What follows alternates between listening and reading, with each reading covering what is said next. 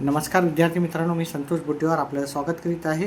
तर आज आपल्याला शिष्यवृत्ती 5वी शिष्यवृत्तीचा पेपर 2 याची आपण थोडक्यात प्रश्नाची उत्तरे पाहणार आहोत. याच्यावर डिटेल व्हिडिओ आपण नंतर बनवणारच आहोत.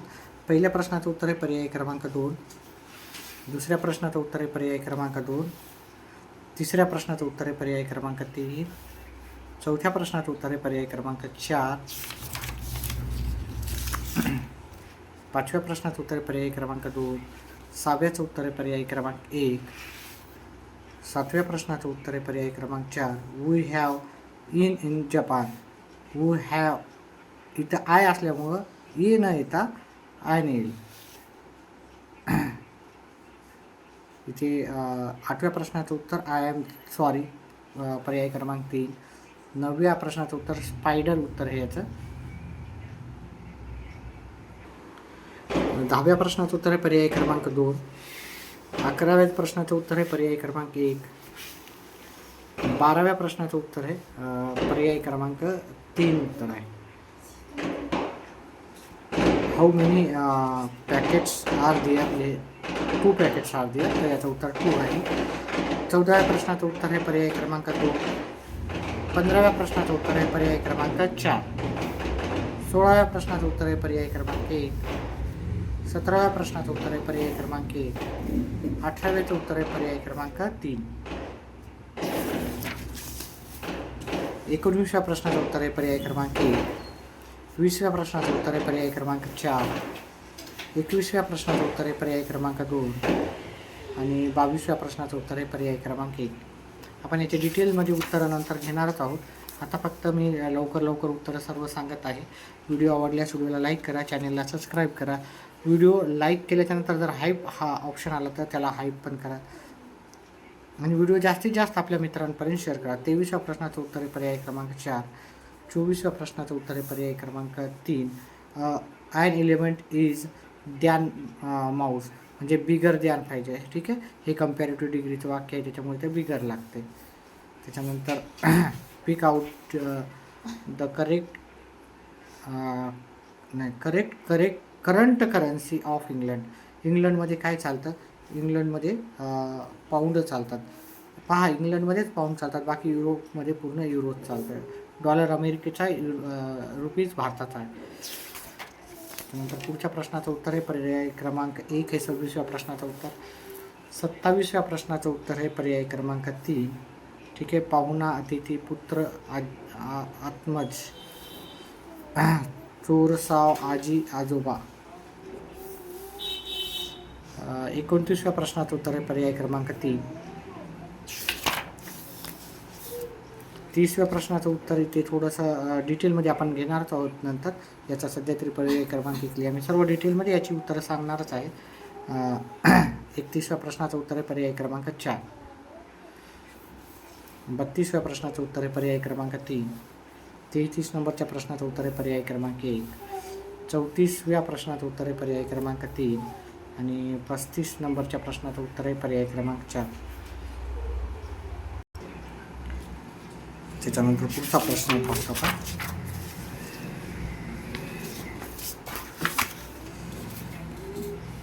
छत्तीसव्या प्रश्नाचं उत्तर आहे पर्याय क्रमांक 4. 37, 38, 39 आपल्याला इथे आकृत्या दिली, त्या व्हेन डायग्राम म्हणतो याला. ते आहेत ते वाचून आपल्याला त्याचं उत्तर काढायचं होतं. नोकरी करणारे किती लोक शेती करतात? आता नोकरी करणारे पहा, हे शेती करणारे आहेत, नोकरी करणारे तर 4.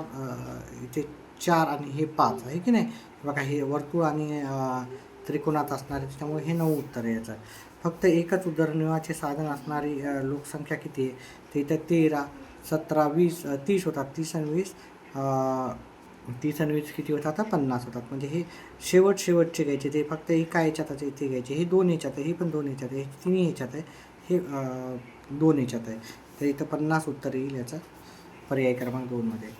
खालील चौकटीत प्रश्नचिन्हाच्या जागी कोणती संख्या येईल?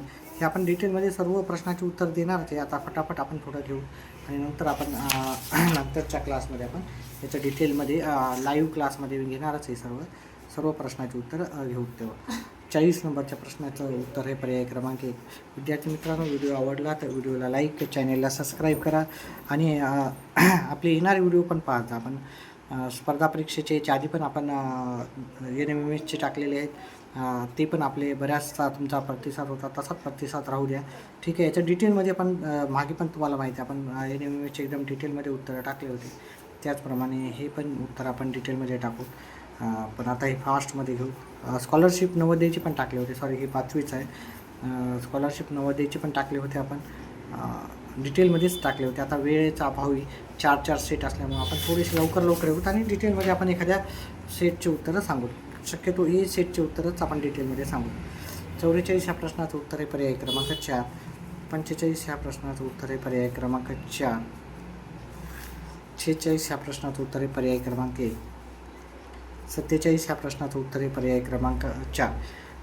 विद्यार्थी मित्रांनो, जर एखादा प्रश्न चुकीचा असला, एखाद 2 असू शकतात, ठीक आहे, परंतु जास्त करून सर्व बरोबरच आहेत. तर तुम्हाला कन्फर्म उत्तर असतील, माहिती असतील की आणि माझं कुठे एखाद्या वेळेस वाटत असेल तर त्याचं तुम्ही फक्त चुकीचं सांगू नका, तर उत्तरही सांगा. सर हे उत्तर तर माणूस हा चुकीचा पुतळा आहे, तर एखादा 2 उत्तर चुकू शकतात. त्याच्यामुळं आपण आपले उत्तर सांगा. ठीक आहे. 48 ह्या प्रश्नाचं उत्तर आहे पर्याय क्रमांक 3. आणि आपल्याला किती मार्क पडणार ते पण सांगायचं आहे. आपल्याला मार्क जे भेटणार आहेत, स्कॉलरशिप भेटेल की नाही, मी तुम्हाला नक्कीच सांगणार आहे. 49व्या प्रश्नाचं उत्तर आहे 2. 50 नंबरच्या प्रश्नाचं उत्तर आहे पर्याय क्रमांक 2. 51 ह्या प्रश्नाचं उत्तर आहे पर्याय क्रमांक 2. आपले मार्क डिटेलमध्ये टाकायचे आहेत आपल्याला. ठीक आहे. आणि आपल्या जिल्ह्याचं नाव पण टाकायचं आहे, नाव आपलं स्वतःचं पण टाकायचं आहे.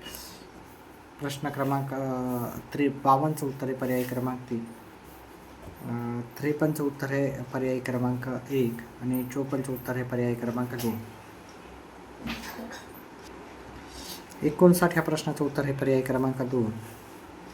60 सरोवर, हौज, मृग, श्रावण, हरिण हे शब्द वर्णानुक्रमे लावल्यास मध्यभागी कोणता क्रम येतो? तर आपल्याला इथे वर्णानुक्रमे लावायचा होता, तर मध्यभागी आपल्याला सरोवर हा शब्द भेटेल.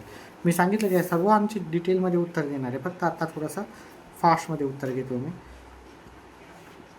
144 12चा वर्ग आहे, 324 18चा वर्ग आहे, हा 24चा वर्ग आहे, 444 हा 22चा वर्ग आहे.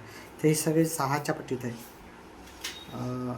500 ठीक आहे, हे 6च्या पटीत आहे, हे 6च्या पटीत नाही आहे असं. त्याच्यामुळे ह्याचं उत्तर पर्याय क्रमांक असा म्हणू शकतो आपण. त्याच्यानंतर इथे पर्याय क्रमांक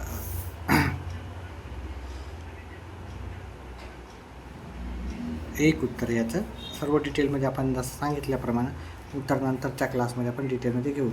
प्रश्न क्रमांक 73चं 63चं 2 आहे, 64चं 1 आहे उत्तर इथे.